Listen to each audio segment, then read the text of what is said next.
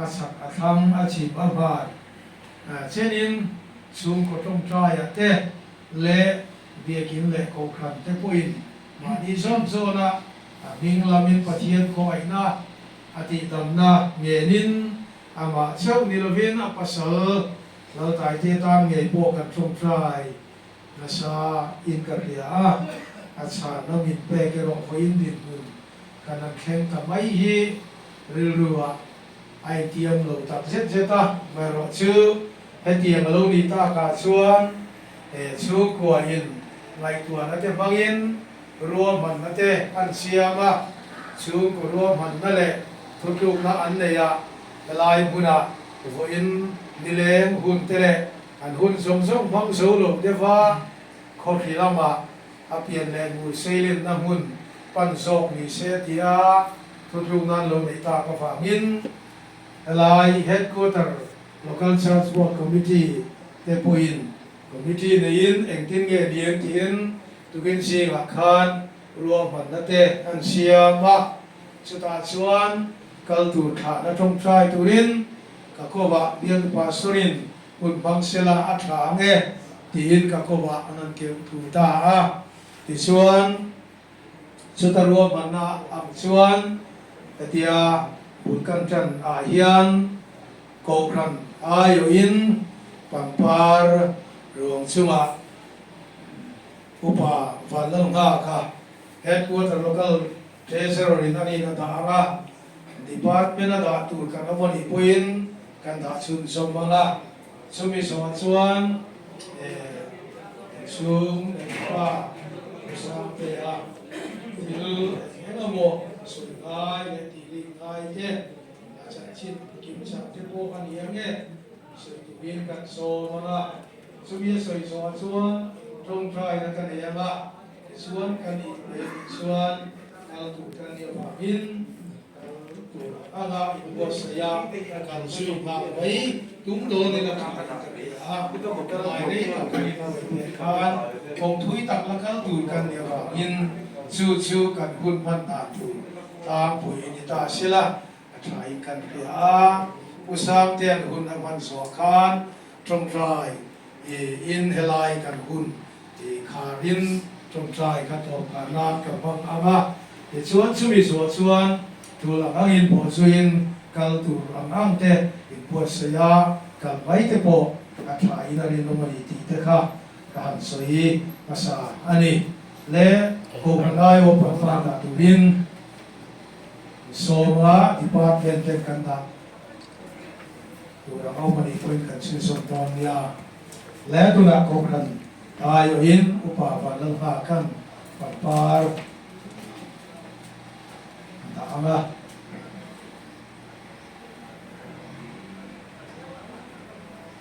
ดิพาร์ตเมนต์เรามาจัดการตัวกันน้ำมันอีพูนชื่นชมงานมีสลักฐานเนี่ยมีมัลกันน้ำมันอีพูนมีมัลพูนแต่ชื่นชมงานข้าฐานเนี่ย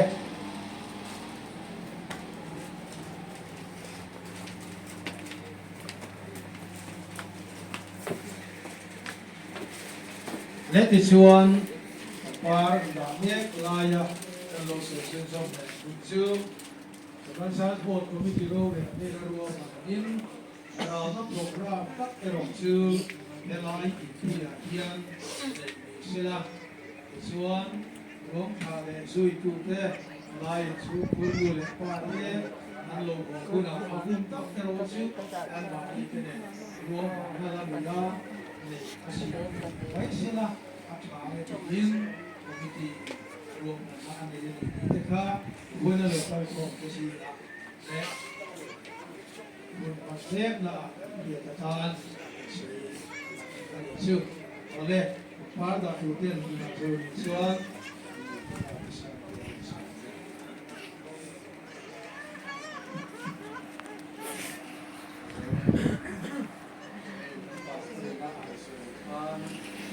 วางหันกับผู้นักการเมืองตาด้านเทพโพโอมตีถ้าการมินทรอมพุยตูเตโอมโลที่เด็กตะโอมเทียสอยฟิอาง่ายก็เสียอินทบาการมินไม่ตู้โลกคอมเตเนนะบางพุยกันเทีย mình hi chu Rebek Lalkhawngaihzuali ni a tin a pasal tai te kan ti hi lalming than zuala ani a ti chuan sang hi le som pakwa January ni soma khan chung ko bul tin ve turin chung kwa le ko than ho te rem ruat na noya nu pa anin siama kan lime ema hemi ma kum sari kum riat vela hian cher run bia la khom pui ka kal min zuya tai te hian ta chuan an tle rol de thiên lo in ko ma thla ten lo la du na anin nei ni phei chuan chu an thalak hlui to tak chu an nem kai saka an khami vo in thalak ne khan banner wedding banner ten siama an ti hlim omang reng vial vakan hlim hle ani kan fa panau pang ber ani a fa hi panga kan neya ti chuan kan chung kwa bul kan tran tira changalal pa min suai na mal som na kan dong em maya em ma lo vatangin hang san ma ri ve nga lung lei veng lai lu ma te in kan han nei ve thei te hi maka chung ang te min trom pui tu chuan thutluk na an siam du na ni pani hian ti chuan kan in le lo tu ra lal pa min pe ka ma pui po min trom pui tu rin thutluk na siama anu le pa te hi min vuan nget em maya ti chuan a khang te kha chu soi thui tu ra tam lu tu ka kan kal sananga ti chuan anin nei nu loka tangin lung phera tai te na awang hian primary health center a an lam danin block account manager an ti hi sang hi som pali april tha atang khan thok chana kum som zet su thok ve to ani hi helaya nai vaya hian kan upa ve zela dan ti ve to selati hi pathian ne na po hian kan deal ve thina kong te po hian hong te hian kan sia a anu ne len in phone page on kanu kan lo ho ve trep to ang ati thina chuan alo hon dan ro chu hetiang hi lo ni ta ani ni lai ni tun kar kan man biam tak ni lai ni khan ain bual tur in perfect to tu in le ma in apum na alo kal thuta ron chuak le in na box sop de ngal chu ni maya ti chuan khita upa chu ma te in ka kal kan pastor na kan hong kha dar thum bor vel yang ka tere ta kalo chiang lo ba min ron fo na ma pui pu ma na ka pa fo na tang hen ron chung cha yang che tia ole ka tia kan in chung cha ya amen te min la pe pu yang nu lo ka chuan pa hei an tun sia sa ni mai a mel te var ke mai a bp la chu kan mu zo to si lo wa ati a mang ang he maya dam do in thang kom thang me ne wa in po chowa na chok na te an tha ya ta chuan ten min a bp po an lang theya som ru noya som li lo niam le maya chuan doctorin ri farazia ka sangal tang tung lama lung le ron tlan tlang zar ka tum kan tum mai atia ole ka tia ma se an ngai to non le in emergency de wa tlan lu zok thai na lam kan ron pan le mai ang sai ha long tlai kal tlang tur zong na ti le a ti chuan dariat bel he ka sai han thlenga ultrasound ten han lan du angina fi thei lo ti chuan doctor in ingai na se lo ba hei kan upa ma ma kan pui te nan lo dong song khilaya report kim sang chu min pe ngam lo wa doctor siat na tang chuan a thalo hle ti chuan lo muren to alo ni ti te ko in anua min no sila ti chuan doctor in long tai lampan te u tle min an sang tum dem zo kang a ati a lairam hospital la an tlan lu tu dar som pani a pe to mai thei chulai chuan lairam doctor ngai ni doctor po in zai azuama zai tur pun zai korten in hak tir to a ma se BP kha asam thei thot lova Christian po unit thum anan khai po in nom je nei thei lova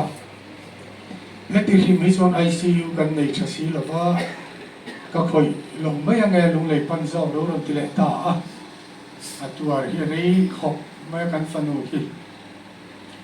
chu kan ru ti ram tu po ani a heng lai a te sarkarin remjang masa lo nei se hanong han se chu emergency nan ti se chu kan in chan thei tu ni hiam ka mi thla a mar chu kan om na la be nuwa ani chuan zindar nga lo chokin dar ya lechal ve se pon Christian Hospital kan tlan lu ta emergency in nurse le doctor te man mo lu tukin operation theater nor lu ta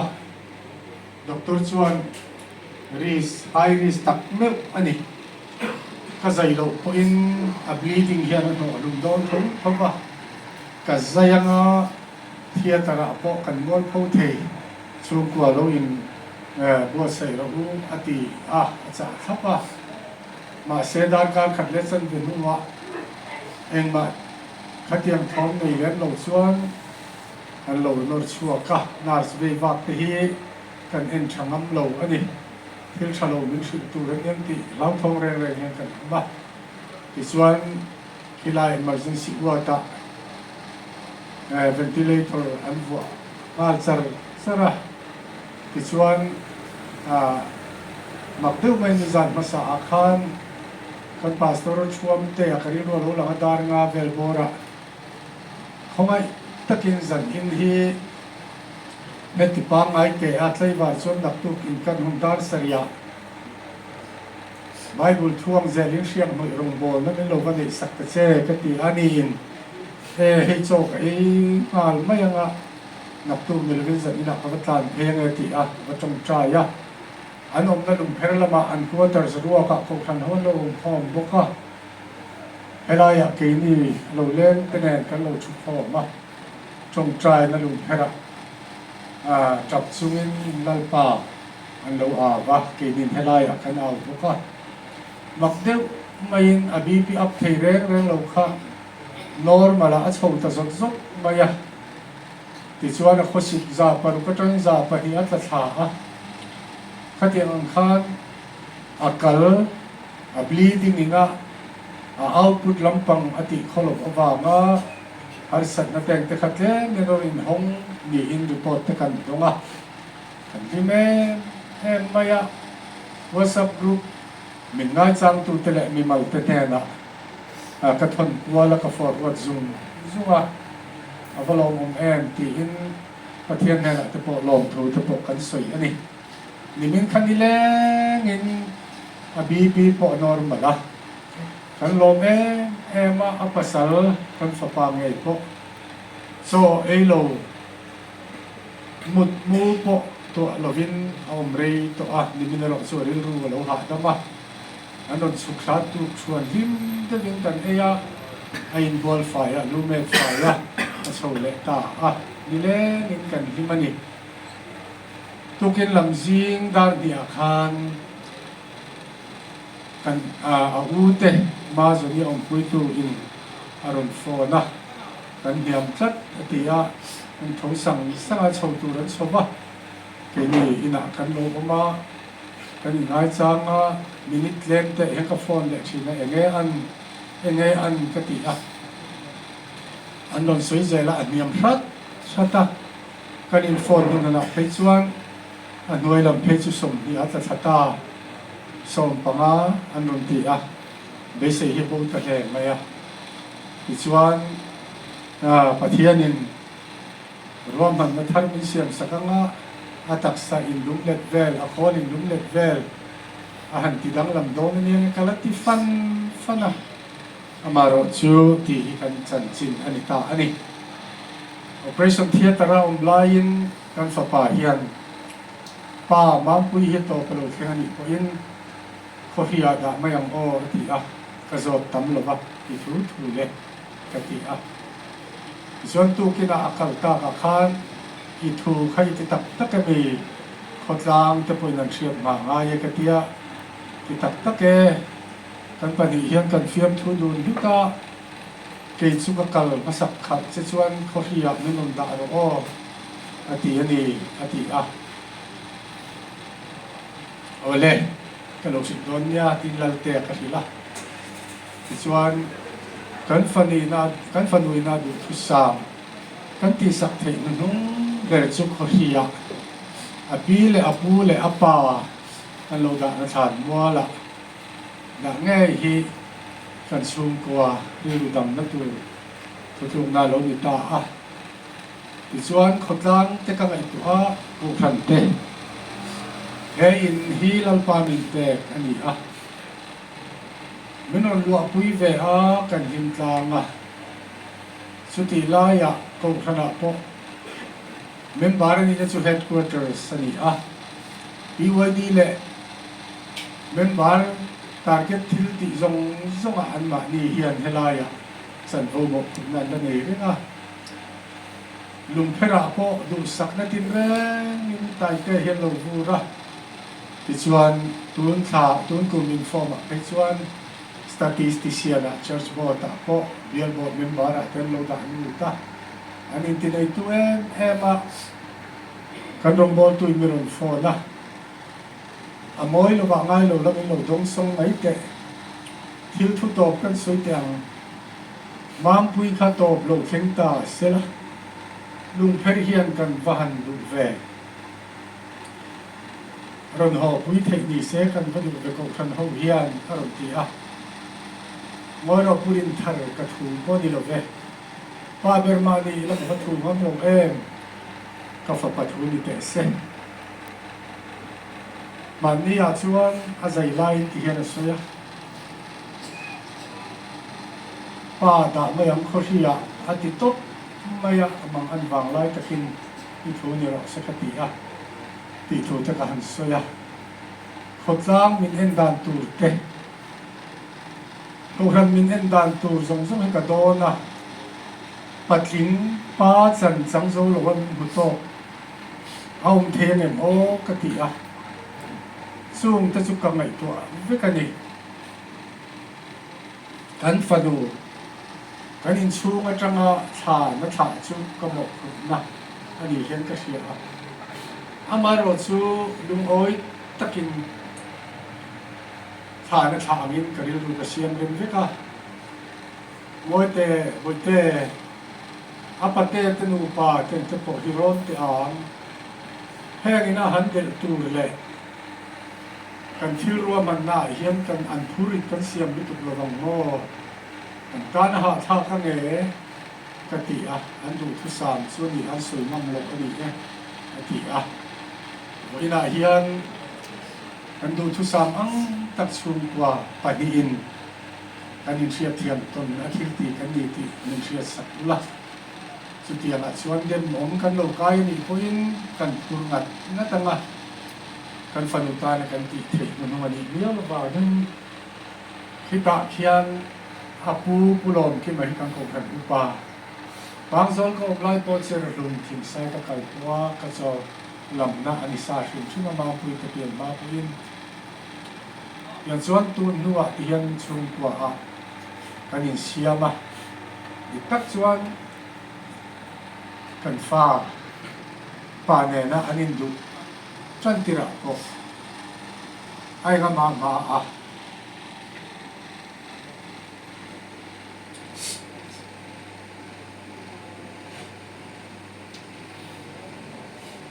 man pui va yan tu tam ta ka lo se ga ni a chang le anu na pai lai hian na par thi sama ri lo te a pui na thi san le a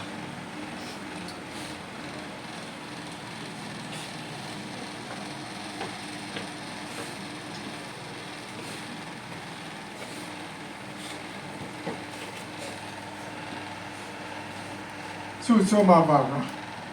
kan lom nó đi à cái gì tới từ chúng tôi với lại hiện mình đem lâu cũng là pastor bên sôi cái Gavida hàng mấy cái này đấy nera than panan kalai lalpa hian thi ni mai lakat saklo bani tin na kan ta ba ba son voi na ba sang ba ka bol ko ni pam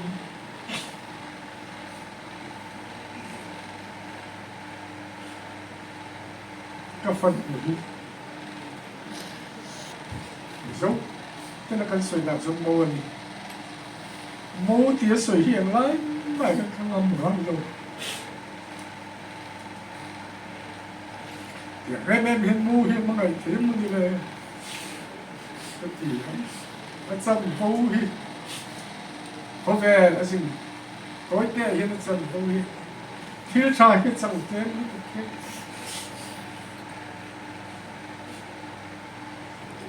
đúng cái gì hết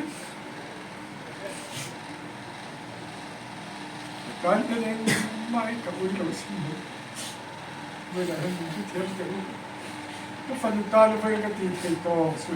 ta mình nói tu tu cái tâm lâu trần tiền trần à thì cái nào mình trần trái sắc tu tu rồi đấy với thế là cái nhìn để có lại này là cái phần sắc tu rồi cái đấy Sunday thì cái công phần phải mình còn chút chút cái mình làm sắc đấy mình không phải là những cái gì nó lớn cái suy xem đó lâu đấy cái suy này thì lâu rồi chú cái suy phải suy như đâu còn sắc là anh nuôi nè nó xuống qua cái niềm tin trong thì nó cho nó với lại hiện tu sổ cái này về các bạn khi nó vào mình trả tiền tụi mất sờ bể chú bạn quý đi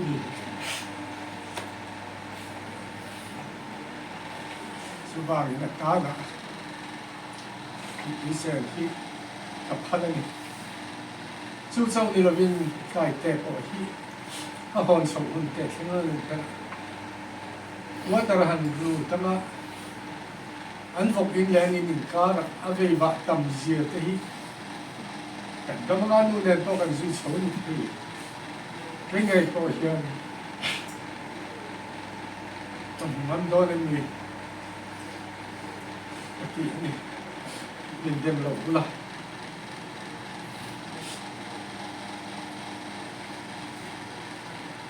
มาไปตู้ส่งเข้าชั้นตู้มันช่างๆเลยเวลามาตรวจอีกตัวเราเข้าชั้นเขียนเลี้ยโอ้ยมันเป็นครูกองชัดตัดใหม่มุ่งอีกเดียอันสมัยนั้นมันลองแต่กันลองตัดซิเสียตันนี่ดอกตรงจะเละหน้าเสียพี่บุ๋ยไม่มาปีมาเนี่ยบางคนส่งส่วนนั้นเชื่อภาพเราหน้าอันที่โตเป็นส่วนมันรู้ที่ชัดเดินมาดำโดยอธิษฐานการุตที่คิดอันนี้ชัดเดินและสร้างเบอร์เซ่ยังมันเป็นส่วนยังกันลงตัดเสียตันนี้เราจะอุศวิโตกินตายอันที่โดนเลยมันเทียมแล้วก็ดูโตไม่ยังไงอินซาอินเลนปันมันสอนจูเซ่